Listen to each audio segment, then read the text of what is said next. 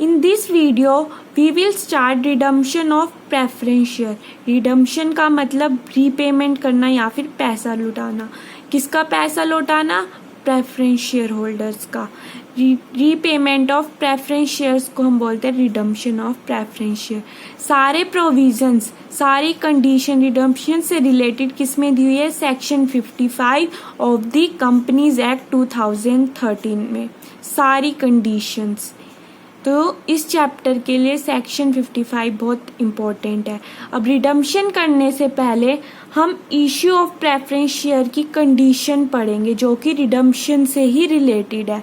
तो issue of preference share की ये जो दो कंडीशन है वो भी कौन से 55 सेक्शन में दी हुई है. तो पहली कंडीशन जो है वो है no issue of irredeemable preference share. मतलब कि कोई भी company irredeemable preference share issue कर ही नहीं सकती. इररिडीमेबल का मतलब कि जो पूरी लाइफ टाइम में रिडीम ना हो सके. जब तक कंपनी बंद नहीं होगी वो शेयर रिडीम नहीं होंगे. तो कोई भी company irredeemable preference share issue नहीं कर सकती. Second condition, period of redemption can not exceed 20 years from the date of issue. जो पीरियड ऑफ रिडम्पशन है वो 20 साल से ज़्यादा नहीं हो सकता. और वो पीरियड कब से काउंट होगा? उस दिन से जिस दिन इशू हो चुके हैं शेयर्स. लगा लो मैंने 1/4/2020 को शेयर इशू किए और इस डेट के 20 साल तक मैं शेयर कभी भी रिडीम कर सकती हूँ, पर वो 20 साल के बाद मैं रिडम्पशन नहीं कर सकती.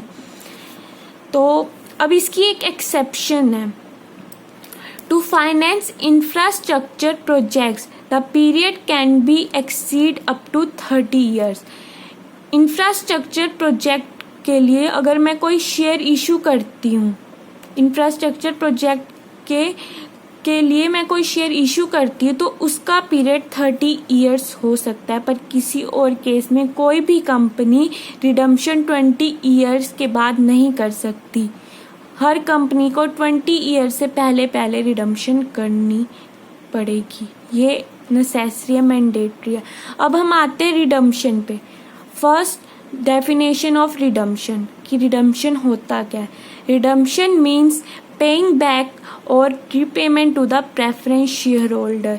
ये मैंने चैप्टर के स्टार्टिंग में भी बताया कि प्रेफरेंस शेयर होल्डर का पैसा लौटाना या फिर पेइंग बैक या फिर रिपेमेंट करना रिडम्पशन कहलाता है. Now conditions of redemption. कौन कौन सी कंडीशंस है रिडम्पशन के लिए, कब कब रिडम्पशन हो सकते हैं, ये भी क्या कहाँ दिया हुआ है? सेक्शन 55 में. अब क्या है? Number 1, share must be fully paid up. जो शेयर्स हैं वो क्या होने चाहिए? फुली पेड अप होने चाहिए. लगा फॉर एग्जाम्पल 10 रुपये का शेयर है. अगर कंपनी ने 10 रुपये कॉल कर लिए तो वो रिडम्पशन कर सकती है. पर अगर कंपनी ने कॉल नहीं किए तो पहले उसे वो 10 रुपये पूरे कॉल करने पड़ेंगे तब वो रिडम्पशन करेगी. अगर किसी शेयर होल्डर ने पूरे 10 रुपये नहीं दिए तो कंपनी बाकी सभी शेयर होल्डर्स की रिडम्पशन कर देगी और उसके रिडम्पशन नहीं होंगे, उस पर्टिकुलर पर्सन के नहीं होंगे, बाकी सबके हो जाएंगे. अब second condition, shares can be redeemed out of distributable profit और out of proceeds of a fresh issue of shares made for the purpose of redemption. अब जो शेयर हम रिडीम करेंगे वो कहाँ कहाँ से करेंगे? 2 जगह से कर सकते हैं, या तो प्रॉफिट से या फिर फ्रेश इशू मतलब नए शेयर इशू करके. डिस्ट्रीब्यूटेबल प्रॉफिट, जो प्रॉफिट सारे एक्सपेंस चार्ज करने के बाद या माइनस करने के बाद कंपनी का प्रॉफिट बचता है, उस प्रॉफिट में से शेयर रिडीम करेंगे. अब वो प्रॉफिट रिवेन्यू प्रॉफिट भी हो सकता है या फिर कैपिटल प्रॉफिट भी हो सकता है. या फिर हम नए शेयर इशू करेंगे specially for the purpose of redemption और उससे जो हमें प्रोसीड्स मनी मिलेगी उससे हम अपनी रिडम्पशन कर लेंगे. ठीक है. अब शेयर्स कहाँ कहाँ से रिडीम हो सकते हैं? या तो प्रॉफिट से या फिर फ्रेश इशू ऑफ शेयर से. ठीक है. Now third condition, any premium payable on redemption of share shall be provided out of the profits और out of the securities premium account.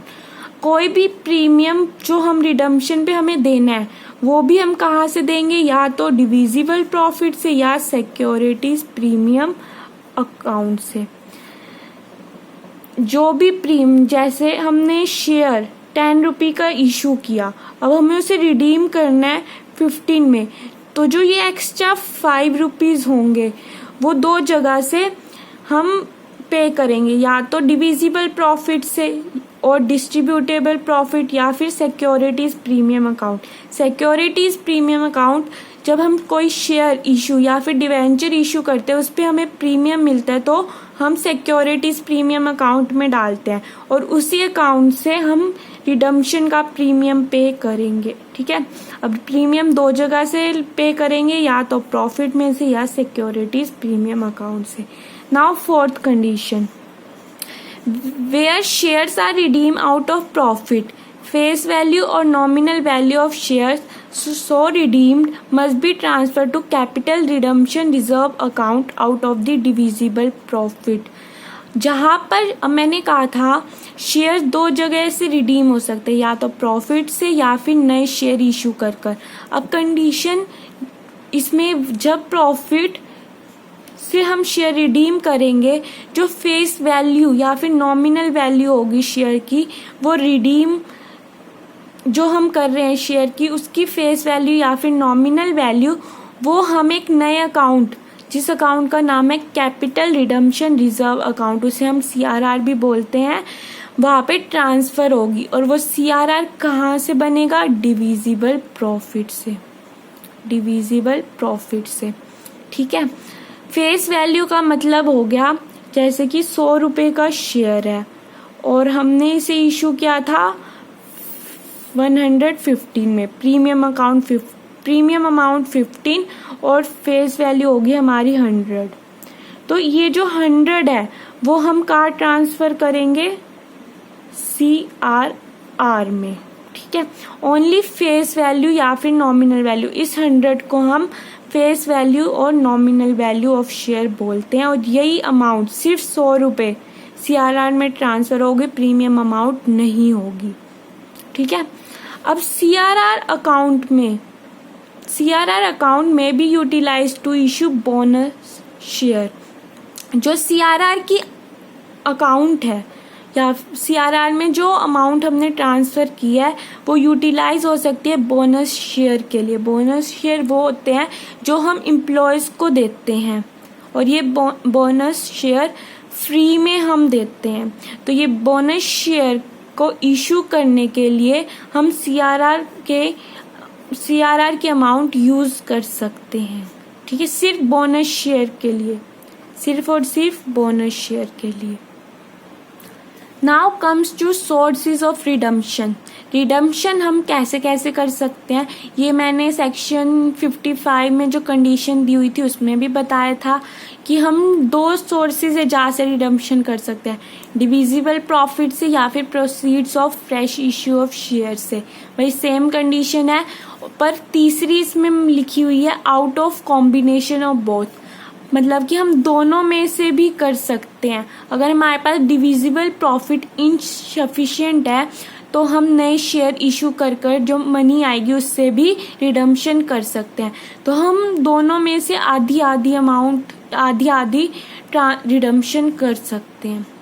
तो ये तो क्लियर है ही। अब नेक्स्ट, प्रीमियम ऑन रिडम्पशन। ये भी कंडीशन में था कि जो प्रीमियम और रिडम्पशन होगा वो या तो कंपनी सिक्योरिटीज प्रीमियम अकाउंट से होगा या फिर प्रॉफिट से। अगर कंपनी सिक्योरिटीज प्रीमियम अकाउंट से में डिवेंचर का प्रीमियम, जब हमने डिवेंचर को इशू किए होंगे, अगर उस पर हमें कोई प्रीमियम मिला वो भी हम यूटिलाइज कर सकते हैं प्रीमियम ऑन रिडम्पशन को कैंसिल आउट करने के लिए।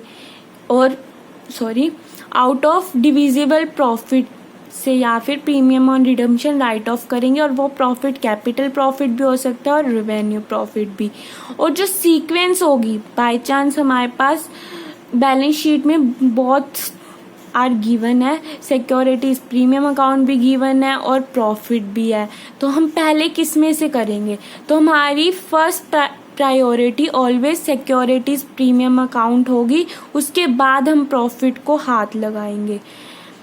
ठीक है, तो सीक्वेंस पहले सिक्योरिटीज प्रीमियम अकाउंट होगा, उसके बाद प्रॉफिट होगा। मैंने लिख भी रखा है first and second. Now no reduction in capital, ये बहुत इंपॉर्टेंट टॉपिक है। हमेशा बैलेंस शीट जब हम बनाएंगे इस बात पे ध्यान देना है कि हमारी रिडम्पशन करने के बाद जो कैपिटल आई है वो रिडम्पशन करने के पहले के इक्वल है कि नहीं। अगर वो चेंज हुई है तो हमने कुछ गलती की है। जब हम प्रेफरेंस शेयर रिडीम करेंगे तो उससे जो अमाउंट होगी कैपिटल की वो कभी भी रिड्यूस नहीं होगी। जब भी हम प्रेफरेंस शेयर को रिडीम करेंगे जो ऑथराइज कैपिटल है कंपनी की वो कभी भी रिड्यूस नहीं रहेगी। हमेशा जो कैपिटल होगी रिडम्पशन के बाद इक्वल पहले जितनी ही रहेगी, कोई चेंज नहीं होगा। इसका ध्यान रखना है। अब वो कैसे होगी मैं आपको बताती हूँ। अब हम रिडम्पशन जो है दो तरीके से कर सकते थे, या तो डिविजिबल प्रॉफिट से या फिर proceeds of a new share से। अगर हम प्रॉफिट रिडम्पशन हम आउट ऑफ प्रॉफिट कर रहे हैं तो हम CRR बनाते हैं। तो जो प्रेफरेंस शेयर की अमाउंट जो हम रिडीम कर रहे हैं उसकी अमाउंट के इक्वल CRR बन जाएगा, तो हमारी कैपिटल सेम हो जाएगी। ठीक है, अगर बाय चांस हमने वो CRR बोनस शेयर के लिए यूज कर लिया तो जो प्रेफरेंस शेयर हमने रिडीम किया उसकी जगह इक्वल अमाउंट के आ जाएंगे बोनस शेयर, तो कोई चेंज नहीं आएगा। और अब अगर रिडम्पशन हम न्यू शेयर के थ्रू कर रहे हैं तो जो प्रेफरेंस शेयर हमने रिडीम किया उसकी जगह क्या आ जाएंगे इक्विटी शेयर, तो कैपिटल हमारी वापस से सेम हो जाएगी। हमेशा ध्यान रखना कि कैपिटल इंटैक्ट रहनी चाहिए, चेंज नहीं होनी चाहिए।